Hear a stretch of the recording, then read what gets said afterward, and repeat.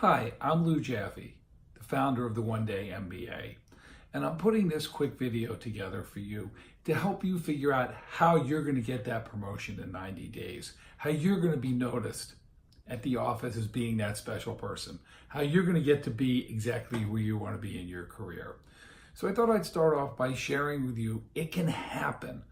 I have real students, I have real clients that I've worked with that amazing things have happened.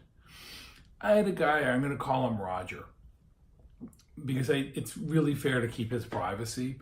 But Roger ran a store, a restaurant at a high-end restaurant chain located nationally, but his store was here in LA. And he wanted to get a promotion. He wanted to become a vice president of the region, not just in charge of one store. But he knew he needed to get attention from his bosses. So when we started working together, we talked about how could we make his store stand out and what lessons could I share with him and how could I show him a path to make his store better and build the relationships with his higher ups so that they would give him an opportunity to rise in the organization. So while working with his stores, being in the hospitality business, we really wanted to change the culture of the store. Because remember, they have everybody from the dishwasher to the server, from the bartender to the busboy, but also because they're in LA, they have customers that are A-list celebrities or people just like me, just a regular person who likes to go into the restaurant. So here was the deal. We really thought about having a hospitality mentality. And we wanted people throughout the entire organization to understand that they played a role in an amazing customer experience. And we really focused people on, no matter what bad day they were having, when they walked through the doors of this restaurant, their day got better, both for those that worked in the store as well as those that came to be customers. As a matter of fact, we created an environment. When I was talking with one of the people that worked for him, one of the assistant managers, the guy said to me, "You know what? I get to tell people I get to come to work, not I have to go to work." And that came from the lessons about understanding the person on the other side of the table. Now that's really true in the restaurant business, but understanding the person on the other side of the table means that you need to know what they want out of the experience. And my client, he made that happen.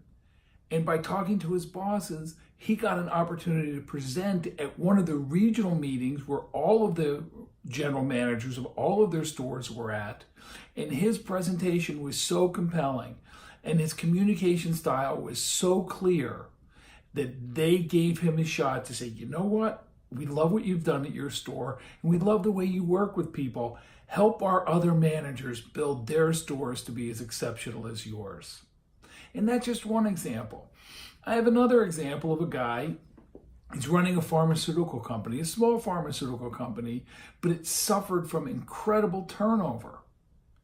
And as we sat down and we started realizing a lot of the turnover was because he became a micromanager, because he didn't trust the people that were working for him.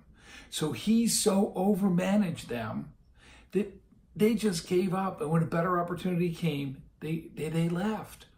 So the conversations I would have with him and the lessons that I teach in my program and that you can read in my book were specific to understanding, building, trusting relationships and talking about how to create assignments.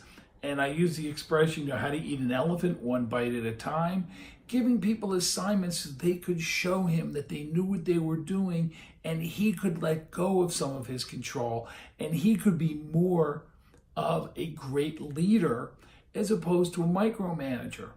And in less than a 6-month period of time, he had way less turnover. And remember, turnover is incredibly expensive, so his profits actually went up. So those are just two little examples of people. I can tell you hundreds of stories of students that I've had in my MBA program or in my undergrads, as well as people I've coached, as well as people that take the One Day MBA. I get emails all the time. But when I look at these lessons, they all come down to a couple of core things. There is such a similarity. The first similarity is that about understanding people. Now, I'm sure many of you have taken the Myers-Briggs analysis. It's called the personality index. And you learn if you're an introvert or you're an extrovert. You find out if you go with your gut or if you need lots of information. But the thing that's really interesting about Myers-Briggs is there are 16 potential combinations, and you're only one. But if you're going to be in business and you want to work with other people, you need to understand all 16, not just the one you are, but the other 15. You learn how to communicate with them.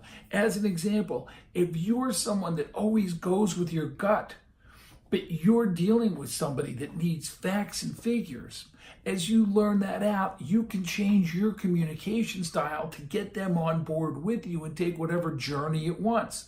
Think of how you can impress a boss because you understand your boss is a facts and figures person, or vice versa. You're a facts and figures person and you want to show somebody that you know your numbers in and out, but the person on the other side of the table is a really big picture person. And if they're a big picture person, you need to paint a big picture for them and not the facts and figures because they'll get lost in the weeds. We teach that in our program. We teach all 16 combinations. I talk in the program a lot about being passionately dispassionate. How often do we get so caught up in our own idea that we don't realize there's other ideas that might be better?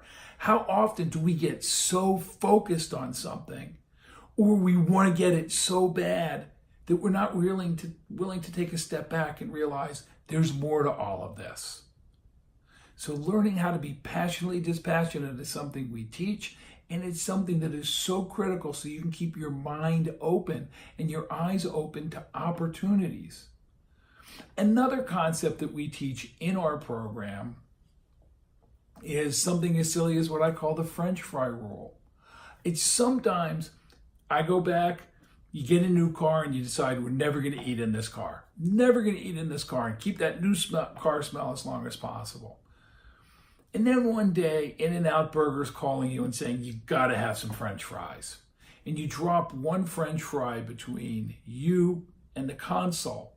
And it's in that spot, you can never get it out. And then after that, all hell breaks loose.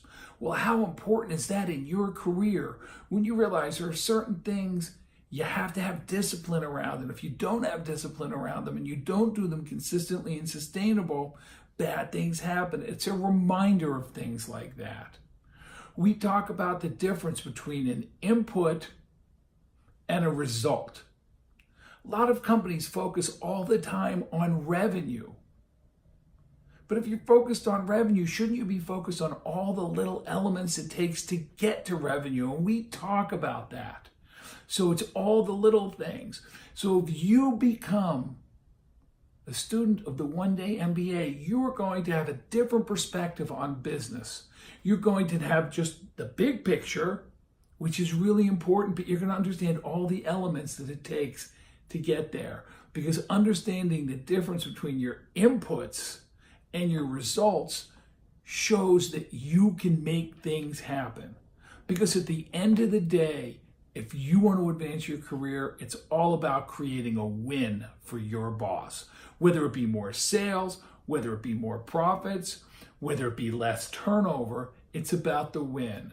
So let me and the One Day MBA help you create wins for your company, because those wins will result in your promotion.